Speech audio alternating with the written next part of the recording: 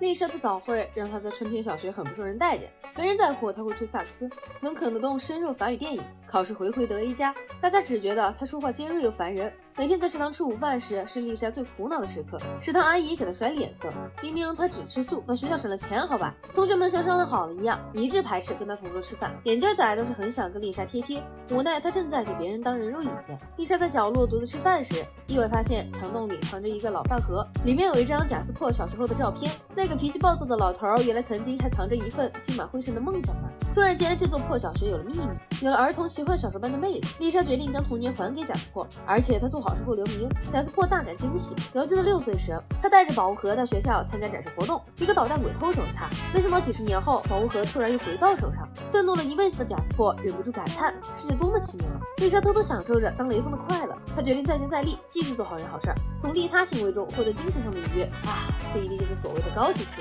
他撮合眼镜仔夫妇的感情，跟巴特一起帮发传单的人刷单。丽莎还帮西莫伪造了一本日记，里面写满对西莫老妈的赞美。他想用这招改善史纳金母子的关系。西莫老妈翻开日记后，感动得不要不要的。在被自己这个母亲调弄了50多年后，西莫居然还只记得他的好。老太太暗下决心，等他入了土，一定要向儿子好好道歉。现在嘛，就继续顺嘴骂西莫吧。生活说白了是受惯性推动而已。与此同时，红墨人生中第一次对厨房感到失望。餐桌上摆满了大大小小的饭盒，可是里面装的都是空气。玛姬告诉老公，由于他胡乱投资亏到姥姥家，家里的经济状况越来越不乐观了。玛姬打算去当特百味推销员，在派对上推销饭盒，让大家能吃不了兜着走。红墨第一反应是拒绝，我的老婆永远不需要工作，这是每一位中年男人能说出的自认为最有男人担当的话。当然，前提是他们不会因为老婆没收入，把他们当成吃白食的家务工具人。玛姬一向监视己见，他挨家挨户敲开门推销饭盒。那些喜欢阴阳怪气的恶毒邻居，终于可以名正言顺的出门摔门。玛姬忙碌了一整天，一件盒饭也没卖出去。他十分难过。销售主管听了他的牢骚后，向玛姬建议道：“求人不如求己，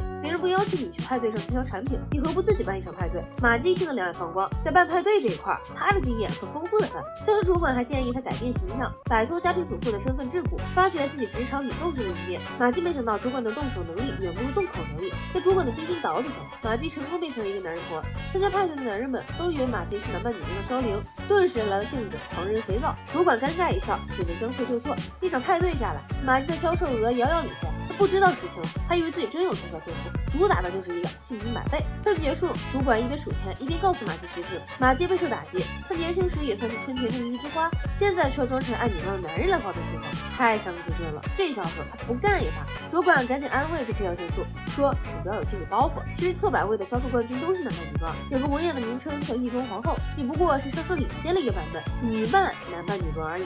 销售和演员其实是一样的，都是拿面具示人，赚钱嘛不寒碜。经过主管一顿苦劝，玛姬看在钱的份上决定忍了。她带着红墨去高档餐厅用餐，要老公想吃什么敞开着，今天她买单。红墨搓着胖手很是兴奋，说那先来2份菜单吧，一会儿不够我再加。不久，主管带着玛姬去春田镇最火的变装俱乐部，这里有上太皇后、芭芭拉、南史翠珊、神秘伟龙等等异装名人，连梅尔也背叛了大晶晶，装扮成了天真烂漫卖花女。看着这一群英雄孔雀一样的大佬，玛姬忍不住感叹：男人骚起来真没女人什么事儿了。他们拉着玛姬上 T 台走秀，高唱女人可以有大晶晶的歪歌。玛姬感觉自己找到了真正志同道合的人，自信让她所向披靡，不管是工作上还是生活上。恶毒女邻居嘲笑玛姬推销特百味，是因为家里太穷揭不开锅。玛姬当场反怼，她说话一股子酸味儿，此等小人之举岂能破她的防？丽莎终于遇到了好心办坏事的局面，老太太看出来了日记是假的，跟西莫大吵了一架。丽莎见状不得不说出实情，满怀愧疚的哭着跑回家。另一边，红墨来到了老谋子酒吧炫耀，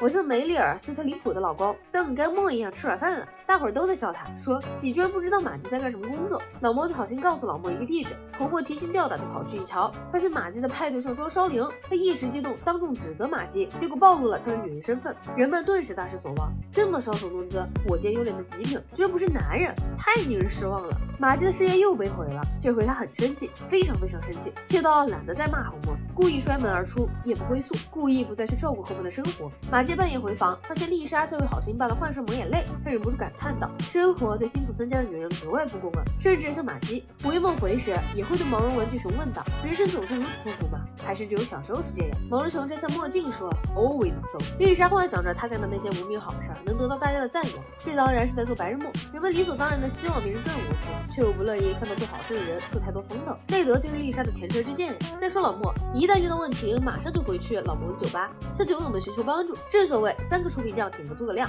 酒友们道歉说不好意思，老莫，咱们戏弄了你，只是单纯想伤害你的感情，真的没有恶意。这么绕的话，侯默根本懒得听懂，他只想知道如何取得马季的原谅。老谋子随口说了个办法，侯默一听大喜过望，连称妙计啊，妙计！另一边，马季去夜装皇后俱乐部，以家庭主妇形象向少林们道歉。少林们表示他们早就看出来了，只是懒得拆穿马季，不是非常理解和支持马季的做法。马季很感动，说你们真是我的好姐妹呀。这又说出了最大的苦恼。以前他和侯默起摩擦，总是床头吵架床尾和，但这一次有姐妹们的支持，他越来越觉得侯默太自私了。家人们姐妹们，这种掐头丈夫，我是不是应该恨他一辈子？少林姐妹们纷纷力挺马季的想法。更让马季绝望的是，他坚信侯默肯定不会花心思，认认真真道歉赔罪。在他的一身是敷衍中，自己将突然耗尽一身。然而这次马季想错了，侯默搞了一手狠活，看他这侧倒号群包不住的身段，比真的肥婆还要像肥婆。侯默用实际行动来理解马季，并且感觉打开了新世界的大门。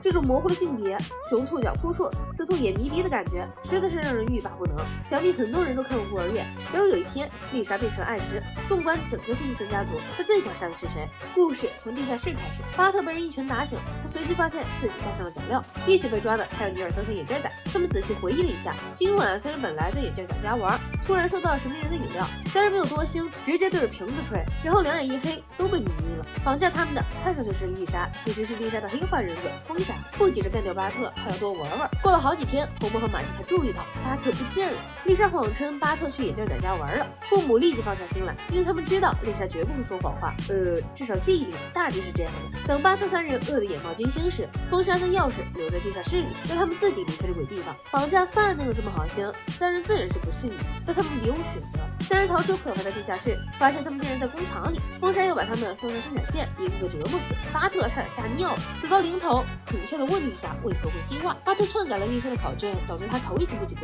丽莎心态大崩，当场黑化，又用垃圾话活埋了巴特。巴特无处可逃，为了活命，企图靠嘴遁唤醒丽莎的良知。他说：“丽莎，丽莎，不要疯，我是你的好大哥。当你热恋时，我会听你猛夸男人的好；当你分手时，我会听你狂骂男人的渣。你有2个男友，我带他们斗地主；你有3个男友，我带他们搓麻将。”风莎长叹一声，消了气。马季赶来后质问女儿何苦来哉？丽莎说：“当一个女人被逼到头，就意味着失控啊。”被绑在后车厢的侯默连连点头表示：“老婆，我冤枉啊！我怎么知道我们结婚那天正好是我们的婚礼纪念日？”以上就是本期的全部内容，这里是草泥影院，感谢各位朋友的关注和支持，谢士兵，我们再见。